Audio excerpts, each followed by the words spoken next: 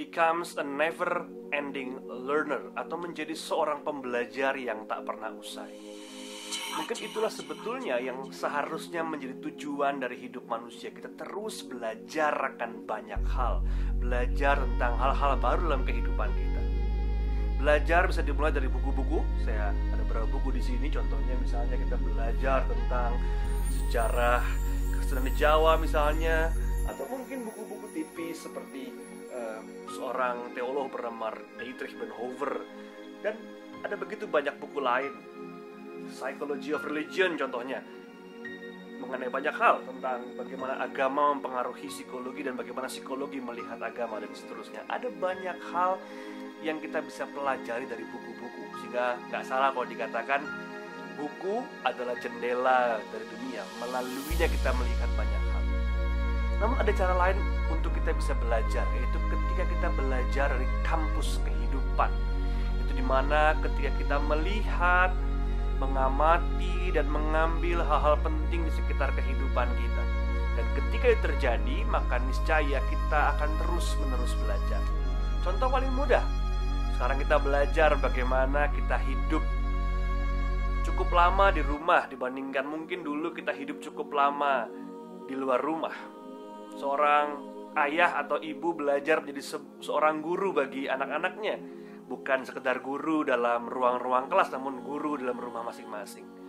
Kita pun sekarang belajar bagi yang tadinya nggak pernah megang YouTube, nggak pernah melihat dan memakai handphone sebagai cara atau alat Tuhan menyapa kita. Namun sekarang setiap hari kita disapa, pagi dan malam kita disapa dengan renungan-renungan. Ada banyak cara untuk kita belajar. Bahwa belajar adalah sebuah proses yang tak pernah usai dan terus-menerus harus kita kerjakan. Dalam proses belajar itu ada satu hal yang paling penting, di mana kita mampu kemudian mengubah perspektif kita, mengubah cara kita melihat dunia.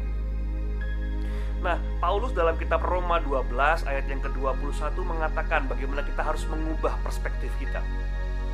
Dikatakan apa? Janganlah kamu kalah terhadap kejahatan, tetapi kalahkanlah kejahatan dengan kebaikan. Ini ayat yang menarik karena Paulus mengubah perspektifnya ketika bertemu dengan Yesus, ketika dia mengalami pembelajaran kehidupan dengan Yesus. Tentu bukan Yesus sebagai pribadi, namun Yesus sebagai sebuah kisah, karena Paulus dan Yesus nggak pernah bertemu muka dengan muka. Namun dia melihat, mendengar, dan juga mempelajari apa yang sebetulnya Yesus katakan dan diajarkan. Dan kemudian dia menyimpannya dalam batinnya dan mengubah kehidupannya, mengubah perspektifnya akan kehidupannya. Kita pada saat ini tengah-tengah, katakanlah kita berada dalam rumah masing-masing, kita berada dalam situasi yang tidak memungkinkan untuk kita pergi ke rumah saudara kita atau orang-orang di luar sana. Kita hendak belajar bagaimana caranya kita bisa dengan rendah hati datang kepada Tuhan di tengah-tengah kondisi yang tidak mudah ini. Kita diajak oleh Tuhan untuk belajar dan melihat bahwa situasi ini bukanlah situasi di mana kita diminta untuk berhenti untuk mengusahakan kebaikan, namun sebaliknya kita belajar untuk lebih jauh lagi, lebih banyak lagi mengusahakan kebaikan bagi banyak orang. Kita belajar di masa-masa ini mengenai kerendahan hati dengan Tuhan. Kita belajar di masa-masa ini tentang kesendirian, kesunyian. Ternyata nggak enak juga ya. Kita belajar di masa-masa ini tentang harapan. Kita belajar di masa-masa yang tidak mudah ini bicara mengenai kekuatan batin. Tidak sedikit loh orang yang kemudian berubah menjadi stres karena berminggu-minggu, berhari-hari kita harus di rumah saja, nggak bisa kemana-mana. Ataupun kalau kemana-mana toh ya tidak jauh dari rumah. Dan kalaupun pergi kita harus selalu mencuci tangan, pakai hand sanitizer dan seterusnya. Kampus kehidupan sedang dibuka saat ini, dan ada modul yang baru yang harus kita pelajari. Kampus kehidupan yang datang dari Tuhan sedang menyapa kita saat ini. Pertanyaannya, kita sudah belajar apa hari ini? Kita sudah belajar apa dari sapaan Tuhan di dalam kampus kehidupan yang kurikulumnya Dia sendiri sediakan? Saya percaya dari pagi sampai malam kita sudah belajar banyak hal. Namun izinkan saya untuk mengajak kita di malam hari untuk mereview sekali lagi apa yang sudah saya pelajari dari kampus kehidupan ini, dan apa yang sudah membuat saya semakin hidup, semakin kuat, dan semakin bisa berjalan di tengah-tengah situasi yang gak mudah ini. Tuhan sedang membuka kampusnya. Mari kita belajar bersama. Untuk itu, mari kita bersama-sama hendak menutup dalam doa sembari merefleksikan apa saja yang sudah kita pelajari di kampus kehidupan ini. Silahkan, saudaraku semua boleh berdoa secara pribadi ataupun dalam keluarga bersama-sama. Berdoalah apa yang sudah Tuhan ajarkan dan kiranya itu boleh mengubah kehidupan kita bersama-sama.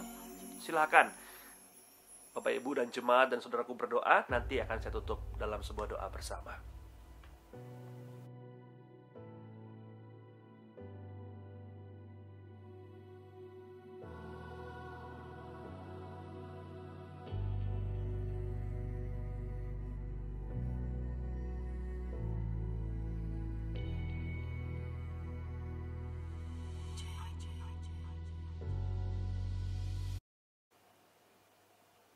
Baik, mari kita berdoa.